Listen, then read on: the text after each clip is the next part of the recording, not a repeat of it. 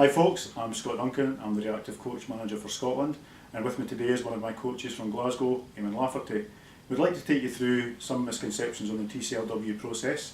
So Eamon, can you give me one scenario where the TCLW process is maybe being used inappropriately?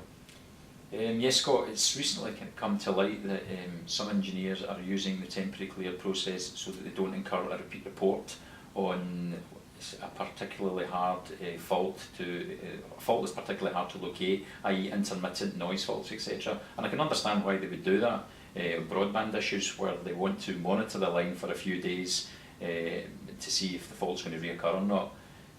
We really shouldn't be using it for that. That's not what the process is designed for. It's really important that we close the fault off at the earliest opportunity. Okay, so a good PQ test, should be confident, close it and move on. Yeah, just be confident in our own ability to test and locate the fault, just as you said, and go by your test results. As long as your test results are shown, test to green, etc., we should, as I say, have the confidence to close it off ourselves. Okay, any other examples? So again, some temporary clears are being used inappropriately for no access, particularly in multiple dwellings, i.e. blocks of flats where the engineer is unable to confirm service into a specific flat.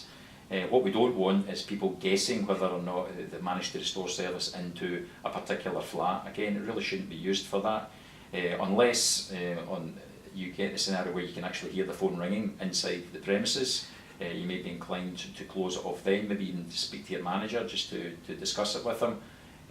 But in other instances, as I said, we really don't want to be guessing whether or not service is restored. We want to confirm with the customer. Okay, so are there any other examples within the customer curtilage or where we need to do some work out with the customer's curtilage? Yeah, if you're able to restore service to the end user, and again it's important that we emphasise that in the notes that you record in your notes that the customer has full contractual service. It's really important for the CP to understand that and that they're not confused in any way by the notes of the job regarding temporary clears.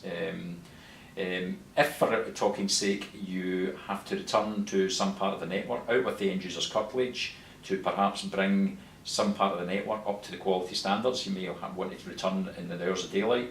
It would be quite appropriate for you to return the following day, and there's no requirement for you to tell the end user that you're having to return.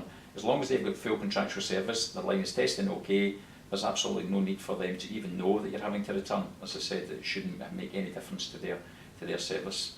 Okay, thanks Eamon. In Scotland, we are 7% higher for TCLW than the rest of the UK.